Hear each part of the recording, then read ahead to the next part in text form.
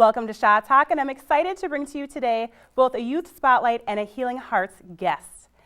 We're going to start with 9-year-old Chloe Russo, who attends Clear Springs Elementary School in the 4th grade at Minnetonka, and is proud to have been awarded the President's Volunteer Gold Award for over 100 hours of community service this year. That award was only granted to 3 students at her school in her age group. Chloe has a big heart for others and has volunteered with Boys and Girls Club, Make-A-Wish, Alex Lemonade Stand, Project Bear Hugs, East Metro Miracle Team, True Friends Camp for Children with Disabilities, and Families Moving Forward for the Homeless and Children's Hospitals, just to name a few. That's a long list, I know, but Chloe's pretty amazing. She's the reigning National American Miss Minnesota Junior Preteen and is headed to the national pageant over the Thanksgiving weekend.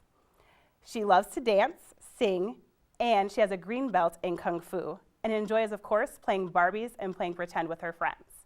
Please welcome Chloe Russo. Hi. Hi, Chloe. Hi.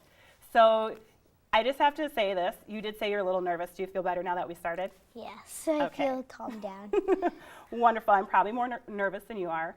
So we want to get started because the one way I knew you, besides your mother, who's wonderful, is your Alex Lemonade Stand. What does Alex Lemonade Stand raise money for?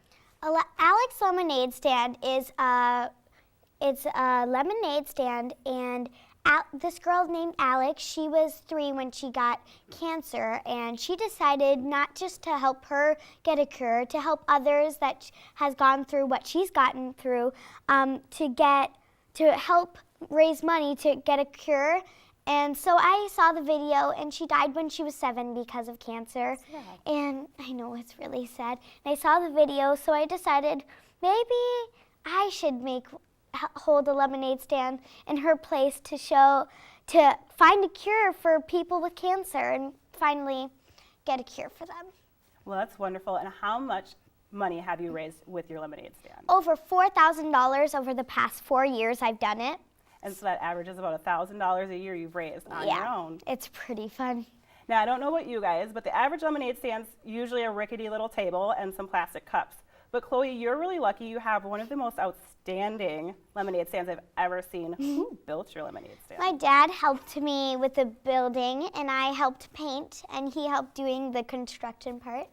And we just painted it together and decorated it, and then we just holded it, and it was really fun. It is really fun, and you're in a really fun neighborhood, and I know you have a lot of people visit. Anybody really special that's visited your lemonade stand? At least a couple people from out of state. They, when I was 7, and that was my 2nd year of the lemonade stand, my mom called the news, and the news came over, and I was broadcast on the news. So I wanted to spread the word so people could come over and raise lots of money, and I raised $2,000 at that year, and that was the funnest year ever. That was the funniest year because you raised a lot of money, and you made it on the news. Yeah, it was pretty fun. And now you're on the talk show, so you're just raising in stardom as we speak, so that's exciting. But you also helped kind of start a pageant. You're a pageant title holder, but you started a really special pageant. Can you tell me about the Inner Beauty pageant? The Inner Beauty pageant, when I went there, I was donating some school supplies for the school year, since it was a new school year. So I went there, and all the girls crowded over the door, like there was the entrance and then the door, and then they were like, "There's a princess, there's a princess!" And then they were like coming up to me, "How do you enter a pageant? I want to enter a pageant, how much?" And then I told them, and then one girl said, my dad doesn't even have $50. And I felt sad when I left after there, so I decided in my head, since not a lot of people can afford the pageant, I should do it for free at the Boys and Girls Club, because it's kind of like a camp they do in the summer and like throughout the year, so it's really fun. And I made the banners myself. I hand painted them with stencils, and then I decorated them, and then I got some donated crowns by a couple of people on Facebook, and then a couple of girls I know, so it was really fun. And how many girls participated in that first Inner At Beauty least 20, 21 girls? or 19. And is there one coming up here soon? Yeah, there's one coming up in Minneapolis. It's in December, it's in December, and it's going to be throughout the year. It's going to be in the year, so it's going to be really fun. And we're going to do it in the Minneapolis Boys and Girls Club location. And we're going to go to different locations in Minnesota. And then I'm going to try to travel around, not around the world, but around the That would States. be nice, wouldn't it? Yeah, that would be really fun. I'm going to travel to Wisconsin and maybe hold one there. So I'm going to try to spread it and make it happen. Well, that's a great idea. And I actually didn't know this, but I have a few extra crowns that I think I can get rid of. So we will be donating at least 3 we have sitting at home still. Thank so you. We'll send those home with Mom here shortly. Yeah. Because I don't know why I didn't get them to you last year. They're just collecting dust on those rhinestones. So we'll give those to you to bring with you. And, well, I want to backtrack now to Kung Fu. Yeah. I know you dance and you sing, but what inspired Kung Fu? I saw in the program sheet at my school, so I decided, I was like, how about do something new? And my mom, she was like, let's do some self-defense classes. So I went there and I got really fun out of it. And gymnastics really helped with my flexibility for the kicks and stuff. Wait, you do gymnastics too? Yeah, I do gymnastics, dance. I used to do fencing, and it was really fun. Fencing? Yeah. And then what about horseback riding? I used to do horseback riding. I'm going to still do it. I might do it this Sunday coming up. So, my coach, she got cancer, and she got cancer, and she's trying to help herself not to get it, and she's going to be my coach for Sunday, and her name is Judy, and she's super nice. Well, that's good. So she's coaching you for the horseback riding? Yeah. That is wonderful. So you have a lot going on, Chloe, on top of all this community service. I mean, we named about 10 different places that you've done community service. Do you have like a favorite place that you volunteer at? Probably going to the True Friends event. That was really fun. I got to do ice cream sundaes. I got to make them. And then all the people would come over and eat them. And then they would play hula hooping or jump rope or foursquare. And it's really fun. And I just had a really good time there. Well, it sounds like you really like to do service with other kids. Yeah. That's kind of what I'm hearing a theme of. So you like to serve other kids maybe who don't have what you have? Yeah, it's funner. That's great. Has a warm feeling in my heart. It does. You just warmed my heart saying that. So you're lovely. I really enjoy, so the Kung Fu, sorry, that just stuck out to me because I know you do the singing and the dancing. Yeah. And so how often are you singing and dancing? At least I performed for the children's cancer. I went to the cancer at the hospital, so I went there and I performed a talent. I Want to Build a Snowman. I sang it. And then I tap danced in summer and sang it for the children, and it was a TV show, and it's called the Clubhouse, Kids Clubhouse. Oh, so and at the I was Children's with the Hospital, dude. right? Yeah, I was at the Children's Hospital, and I was with the dude, and we played a couple of games, and then I performed, and then we played more games, and I got to a couple of names I met. It was really fun. Well, it sounds great. So you're performing at the Children's Hospital for kids on it's the Clubhouse, right? Yeah, it's Kids Clubhouse? Clubhouse. The Kids Club program. You're doing Kung Fu and gymnastics and dance and singing and pageants. So I know that pageants gives you a lot of opportunities to volunteer. Who are some of your favorite people to volunteer with? At least my sister queens, because I'm the only child, and when I'm with them, I feel like they're my real sisters, and it's really fun because they're like real sisters, but they have the title and they live somewhere else. But it's really fun to do it with them because they make you laugh, and then I don't know, it just makes me feel so good when I'm with them. It makes me feel like I'm with family. Well, that's good because the National American Miss has a little nickname for a family, don't they? What do they call it? It's called a namly because nam mixed with family. It's a namly. It's a namly, so it's really Wonderful. fun. I like it a lot. So your national pageant's coming up. Yeah. And this episode should definitely, air before then. So are you excited? Are you nervous for the pageant? I'm excited and a little nervous. So we're going to see what happens and then be excited whatever I get. Such a good attitude, and that's kind of what you're known for. I love your attitude. But a lot of people might not know about the National American Miss family and what their pageant does. I know there's a lot of different categories that you can compete in. Yeah. What categories should we expect to hear some news in? It's normally, it's a natural pageant, so it isn't so crazy and up makeup.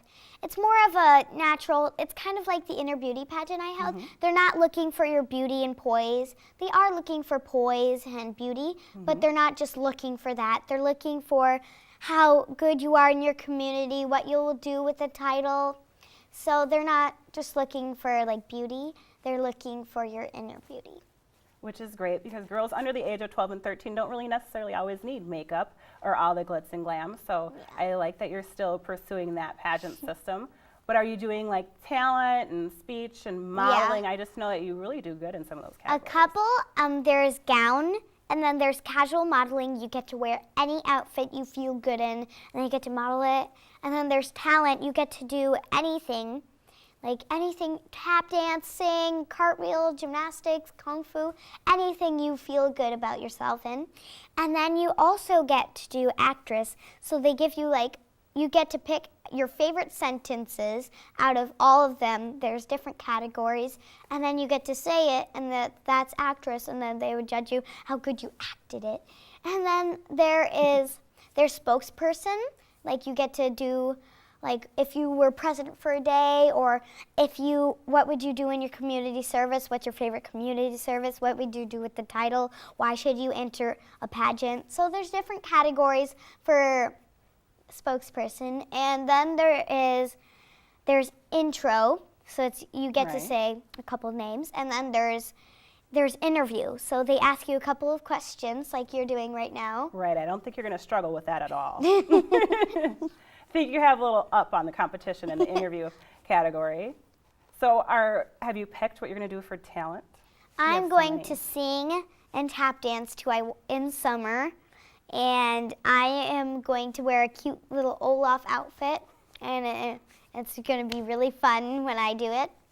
Well, having it be fun is definitely important, especially with kids your age. So I'm really glad that you keep the fun in everything that you do. So I really enjoy that. I really enjoy the fact that you shared how much you made with your lemonade stand. And when the show airs, we'll make sure to put a link, because I know your mom's awesome and has pictures of that everywhere. So then people know where to find you this summer, because I expect you'll do it again. Yeah, I'll do it before I give up my title. Awesome.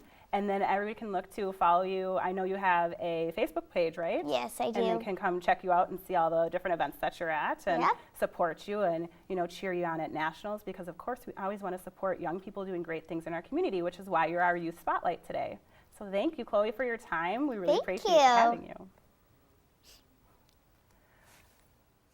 So we really enjoy having young people and highlighting that they're doing positive things in the community. And again, Chloe's done over 100 hours of community service in not just Minnetonka, but throughout the state of Minnesota. And she's now going to be traveling nationally to represent the great state of Minnesota at a national pageant. And I think she's an exemplary little young person to be representing our state. We're going to be moving on to our next guest in Healing Hearts. And I would like to introduce and take a moment to introduce you to Alexis Adu-Bobi. This 25-year-old is a student at the University of Minnesota, Duluth, and she's studying in biology and chemistry, a minor in chemistry, with the hope to become a nurse anesthetist. And she's going to correct me on saying that, I'm sure. She used to want to be a dentist, but after saving someone's life, she turned towards nursing. But she's not here to even speak about that specifically. She's here to share with us her story about being a childhood and adult survivor of domestic violence and abuse, and bring us through that story and where she's at now. So please welcome us as we help us welcome Alexis Adu-Bobi. Hi, thank you so much for having me. Thank you for coming. Thank you. And this is a little harder segment, and you're our first guest, Yes. but I really enjoyed doing your pre-interview because you are such a highlight in sharing your story. So in getting started, I just wanted to get a grasp. I want everybody to know really where you come from. So where were you born? I am originally from Bronx, New York. I am a huge city girl, and I grew up in the projects, and life for me was a little rough. I was a child who was dealing with adult issues. My father was physically abusive to my mother and my brother and I, and so life was really hard. I had to learn very fast how to take care of myself and help keep the family together as best as I could at such a young age. Right, and you said it didn't necessarily start, the physical abuse didn't start with you necessarily. You started by just watching your dad interact with your mother. Yes. And what age would you say you were when you started watching that happen? I would probably say more so around between 6 and 7 years old. Okay. That's the first vivid memory I remember of the violent encounter, the way that my father just pretty much treated my mom. It was pretty horrific. I just remember being absolutely terrified, and so that was difficult. That was hard. which is something that no young person should witness. Yes. But then you did say, you know, unfortunately it escalated, that once you felt like you got old enough, that the violence turned towards you and your brother. And how old were you when that started happening? Between 8 and 9 years old, yes. My father, he was very strict with us with everything, and as students we definitely had to succeed at all costs. So he would definitely use physical abuse as a way to discipline us if we got an answer wrong or anything like that. So, you know, because we just had to be the best, we had to be focused and we had to beat everybody else. That was his mentality. So that was his way in keeping us straight in his eyes. Right, which is unfortunate because there's definitely a better way to do that. Yes. And that's why we're here to kind of discuss that process, because it's definitely molded you into who you are today. Yes. And you said, unfortunately, though, that the abuse got so bad that you have younger siblings, and you shared that your mom actually had to ship your sister away. What happened that was kind of the progression that took place? So pretty much the abuse was getting a lot harder at home. It was more difficult. And so my mom was struggling financially. We were literally living paycheck to paycheck. And our whole world was literally just crumbling around us. And so my mother just thought it was best to send my infant sister, she was about 2 at the time, about a toddler, and send her to Africa to live with my grandmother until she could get us back up on her feet. So that was the first step that she took into finally leaving my father. And then once she did that, then they finally separated. Right. And then we started the transition from moving to New York to Minnesota. And how old were you finally when your mom was able to start making that transition? I was about 9. When we finally packed up and left, I was about 9 years old. Right, so that's 9 years of kind of watching this unhealthy relationship and behavior kind of take place. Yes, yes. And then you moved to Minnesota. Yep. And where did you move to in Minnesota? Minnesota, we started off in New Hope, Minnesota. I went right to here locally. Yes, I went to New Hope Elementary, and that was the time where we got to start over. We got to start fresh, and we stayed at my uncle's house and his family, and that was awesome too because I finally got to know my cousins that I didn't really have the opportunity to know right away. So we literally built from the ground up after that. So that was awesome. Right, and you said unfortunately, and you wouldn't be the first, and we hope maybe you'd be the last, that, you know, watching that abuse did affect you going into adolescence and into your young adult years. And so what was high school like, trying to have relationships, having that abuse kind of in you? With me in high school, it was very difficult for me to maintain relationships. You know, I did have friends. You know, I was an outstanding athlete, also being recruited, especially when I got to senior year, being recruited by D1 and D2 schools for track and volleyball. But, you know, that was my outlet. But as growing up with maintaining relationships, it was very hard for me. I was depressed. I would withdraw myself. I literally was just emotionally hardened and very cold. And so because that's the way that I felt was necessary for me to survive. I've always kind of had to have that type of mentality because at the end of the day, the way that I would view it was that people will do awful things to you, which that's not, everybody's not like that. Exactly. And I wouldn't give people that opportunity to prove that to me. So I would immediately just shut people out. And that actually hindered you once you got to school, it sounds like. Yes, it did. When I got finally into college, I was definitely doing reckless things, reckless behavior all day, every day. And that definitely, I just didn't care. I really didn't care. I didn't know what purpose I had in life. A part of me too also resented my mother because I felt like she was very selfish, that I was like, how could you stay with somebody that treated us that way and for that long, and you didn't think about your kids, you didn't think about giving us the life that, you know, everybody else has had. So it was a lot of comparing to other people's lives, which that did not make anything any better. It actually made it a lot more worse for me. Okay. And so you got to college and you realized that all of that within you kind of was creating reckless behavior. Yes. And unfortunately, like for many other women, you found yourself in a relationship. Yes, after I was a track athlete at Concordia University in St. Paul, and then I had to drop out during that time to financially pay for school. So when I was taking a break from school, I ended up meeting my abuser. He was my coworker. And from then, that's when my life really, truly started to spiral down out of control. And the abuse literally started very rapidly. You know, we both kind of came from broken families. Him too, his father was physically abusive towards him, his mother, and his 2 other siblings. And so we kind of viewed it as, let's come together and we can make our own family and nobody else really matters. You know, we can do it ourselves. We won't be like our parents. And that was not the case. You were sadly mistaken. Yes, very much so. Right. And so at what point was there a shift when you realized that, was it just like one incident where all of a sudden just the fight became physical, or was there like a gradual and, rapid incline in his behavior? It was definitely gradual. Like when we would argue, he would throw some things, and then it started to be like heavier things. Like first it started off with glass, and then whatever he could grab, he would throw it at me. And then eventually when I would try to attempt to leave the situation, that is when the grabbing started. And every single time it just escalated. When I would try to defend myself, that's when it just got immediately physical. So it definitely was, it was awful. And it's hard to talk about, but thankfully you're in a good place because you're here and you're talking about it. But many people would ask, why did you let it continue after he threw the first glass or after the first grab?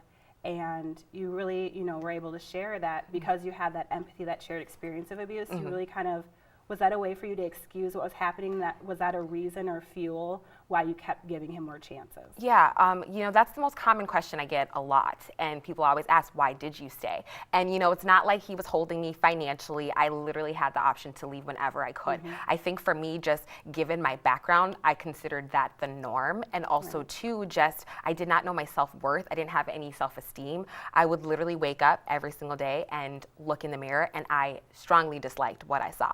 I didn't like the person that I was on the inside. I was very angry, very bitter, and I resented a lot of people. So I think that when the abuse kept escalating, we were in the middle of fights, I just kind of viewed it as nobody else is going to love somebody like me. This is the best that I can do, so I might as well just deal with it. Which is unfortunate because you're gorgeous. Yeah, thank you. Obviously you're intelligent, you're Thank welcome. you. But it's true. And you're not the only one. There's a lot of beautiful young women who are in the same situation. They don't know their own self-worth and find themselves in these situations. And unfortunately for you, it took a life-endangering experience for you to make that last change. Do you feel comfortable sharing a little bit about what happened that made you finally leave? Yes, we had several attempts, fights, but it definitely got really bad to the point where one night he actually did attempt to end my life.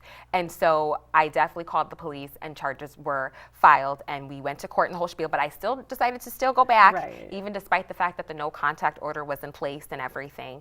And then, I remembered the last time we got into a fight, and despite the fact that he had already just been arrested, despite the fact that we had finally moved on from the court, the situation and everything, and I thought, okay, we can actually try to build something, he immediately got abusive right after. It was now so more he just didn't care. Like the cooling down period, which usually happens. So there's usually a cycle, which is unfortunate, but we kind of can map it that there's kind of like the guilt and shame, the cooling down, the remorse, the gift buying, and then the abuse, and it kind of cycles like that. So you're saying like he kind of was rapid cycling or not even cycling anymore. He was just I always call it our typical honeymoon phase. That's what it was. That's how we always operated, and that's where we were. And then and then we had gotten into little tiffs here and there, and he wouldn't get physical, but then we got into another argument, and he got physical, and he had threatened to end my life. And so I had just realized it doesn't matter what the situation is. I can't make excuses for it. I mean, he's just always going to be the way that he is, and there's nothing I can do about it. So all I can think about right now at this point is think of myself and what it is that I want out of my life and what it is that I'm looking for. And so I packed up and left.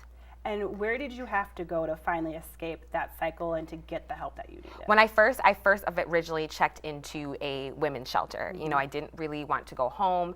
I didn't really want to move back home with my family, just given our past with what we've grown up with. And so I just knew that wasn't the best place for me was going home. So I checked into a women's shelter, and I didn't end up staying there that long. It was very difficult living there because you're now having to give your whole life away to this shelter, this place, and and it's you hard. You don't have trust. No, right? nope. And so you're trusting strangers. Yes, that. So that first day, how long did you stay in the shelter? The first day, I literally stayed for one night. I mean, it was really difficult because you have no more privacy whatsoever, and you are rules. And I'm the type of person, I'm the type of girl, I've always marched to the beat of my own drum. So just hearing that, I immediately just would get agitated. And so I was thinking in my head, I can't do this. So, I packed up curfew, chores. Yes, curfew, chores, and then, with a lot of kids. And I personally am not a parent, so it was very difficult for me to kind of adjust because you're in close quarters, especially people I don't know. So that was an adjusting period. And then also too, we had to do support groups. So going to support groups is very difficult because you literally, it made me look at myself in the mirror and realize that, okay, I am officially a victim. And that's a hard pill to swallow, to finally look at yourself and admit that. Right, and I like to use the term survivor because it highlights the positive that you've overcome something, and that's really where I'm glad you shared the difficult part, which is the experience. Yes. But the reason you're here is because you have since transcended that. Yeah. You've worked through some of those support groups and gotten the support that you needed. Yep. And you're now pursuing, your degree, completing your degree. Yep. And moving on to something even more interesting. And Yeah. so I missed it in your intro, and I kind of did it on purpose, which is you have survived that. Yeah. And you've transcended from the woman who doesn't like what she sees in the mirror. Yeah. Who doesn't feel confident. Yeah. And now you're going to be a contestant in the upcoming Miss Minnesota USA pageant. Yes, I am. So how do we, for women who are watching the show, how do you go from that woman to I'm going to strut in a bikini on stage and tell a whole bunch of judges how wonderful I am? Yes. It's crazy. I'm still just shocked that I have the opportunity to compete. It's a huge blessing, and it has been such an amazing journey. And for me, I was literally like, I'm gonna do this. We're gonna go ahead and do this, and I'm gonna leave it all on the table, and let's just go out guns blazing and see how it goes. Wonderful. And so people can find you on Facebook. And Yes. Are you doing the Twitter, Instagram stuff? I'm lacking on Twitter. Join the club. Yeah. Yes, but I do have my Facebook, and I do have a Facebook page. It's called Road to Miss Minnesota USA. Wonderful, because of course now people are going to want to know how to follow you Yes. and see what you're doing, because I think it is uplifting to see women overcome, especially domestic violence and abuse, and that you've experienced it in more than one setting. So it's not uncommon. It should be, but it's not for to experience childhood, domestic abuse, and then later on experience that with your abuser of your own. And so to show women there is the other side. There's hope is what we need. So I like, you're wearing white, like a beacon of light of hope. Thank you. And, in my head, I'd like to think that you're wearing some kind of white dress, and then you'll just be all shiny like a little white angel. But you don't have to give any secrets away. Spoiler alert, I won't do that. But, I just really appreciated having you on the show. Yes. I was, we talked about you kind of had a favor, and you've kind of just been blessed along the way in the pageant, and just, being a survivor and overcoming. So I just want to thank you for coming. It was obviously meant to be. Yes, thank you so much for having me. This is awesome. Yes. This has been fun. So for our viewers, we're in a very interesting place because we want to tell you where you can find us. So we told you where you can find Chloe, and you'll see that on the website and on the Facebook page. So you can find us at ShawTALK on Facebook. You can also find us on Twitter at Mrs. Tiffany Shaw, as well as on Instagram. So make sure you follow us in all those places. We'll be sharing bios about some of our guests and information on some of the domestic abuse violence shelters, so you can find help if you need it too.